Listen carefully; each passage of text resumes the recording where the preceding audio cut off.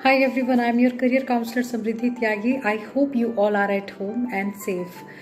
आज बात करेंगे कुछ साइंटिफिक स्टडी स्किल्स के बारे में जो आपके बच्चे को कम समय में ज़्यादा एफिशिएंटली पढ़ने में मदद करेंगी. ऐसी पहली स्किल है to follow a definite study pattern. एक पर्टिकुलर सब्जेक्ट को बच्चा एक डेफिनेट प्लेस और एक डेफिनेट टाइम पर ही पढ़े तो over a period of time क्या होगा कि उस सब्जेक्ट के साथ उसका एसोसिएशन हो जाएगा. जैसे कि इवॉन पैवलोव के द क्लासिकल कंडीशनिंग एक्सपेरिमेंट भी प्रूव करता है. और उसके बेसिस पर जिस सब्जेक्ट को बच्चा टफ समझता था उसमें भी वो विद इन 10 मिनट्स कॉन्सेंट्रेट कर पाएगा और बहुत ही एफिशिएंटली उसको पढ़ पाएगा. बच्चे को कहिए कि वो शॉर्ट स्टडी सेशंस में पढ़े.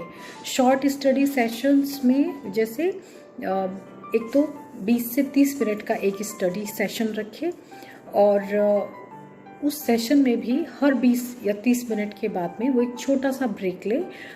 इससे दो फायदे होंगे. पहला तो ये कि ऐसा रिसर्च प्रूव करती है कि हमारा ब्रेन एक लिमिटेड टाइम के लिए ज़्यादा एफिशिएंटली काम करता है और इससे उसको बेहतर तरह से अगर वो शॉर्ट स्टडी में पढ़ेगा, शॉर्ट स्टडी सेशंस में पढ़ेगा तो उसको बेहतर तरह से पढ़ पाएगा, ज़्यादा एफिशिएंटली पढ़ पाएगा.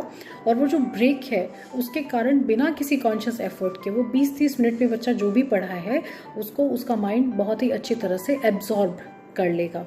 तो दोनों ही पर्पज़ यहाँ सॉल्व हो जाते हैं. स्टडीज़ ये भी कहती हैं कि भाई एक लंबे समय तक किसी, मान लीजिए एक चैप्टर आप 6 घंटे में एट ए स्ट्रेच कवर करते, लेकिन अगर उसी चैप्टर को आप 4 हिस्सों में डिवाइड कर देंगे और अगले 4 दिन तक पढ़ेंगे तो उस चैप्टर को आप 4 घंटे में कवर कर लेंगे. So this shows that you can cut at least 30% of your study time if you study a particular topic और chapter and divide it into shorter sessions, shorter study sessions. Third is study smarter, not harder. You have to study hard, लेकिन smarter से फ़ायदा क्या होगा कि ये नहीं सोचना है कि मुझे 8 घंटे पढ़ना है, 10 घंटे पढ़ना है. आप ये डिसाइड करें कि मुझे आज क्या क्या पढ़ना है, किन किन टॉपिक्स को कवर करना है. इसको और भी कैसे आप स्मार्टली स्टडी कर सकते हैं. Minimize distractions. किसी ऐसे कोने में जाकर पढ़ें जहाँ पर वॉल्यूम नहीं आती हो ज़्यादा टीवी की, जहाँ लोगों की आवाजाही घर में ज़्यादा नहीं हो तो आप डिस्ट्रैक्ट नहीं होंगे.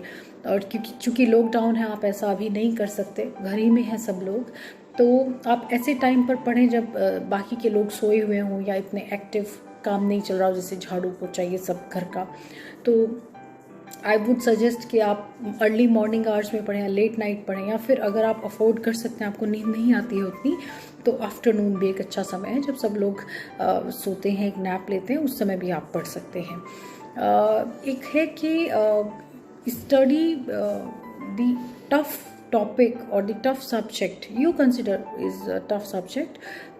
जब आप पढ़ाई स्टार्ट करें तो जो सब्जेक्ट आपको टफ लगता है या जो बोरिंग लगता है तो उससे स्टार्ट करें, क्योंकि उस समय आप एनर्जेटिक हैं, आप फ्रेश हैं, एकदम फ्रेश माइंड से पढ़ रहे हैं, तो उससे पढ़ने में मदद मिलेगी. और जब थोड़ा सा आप लेज़ी होने लगे तो किसी लाइटर सब्जेक्ट को आप उस समय पर पढ़ें या फिर नोट मेकिंग ही कर लें. Next is do not take similar subjects one after the another.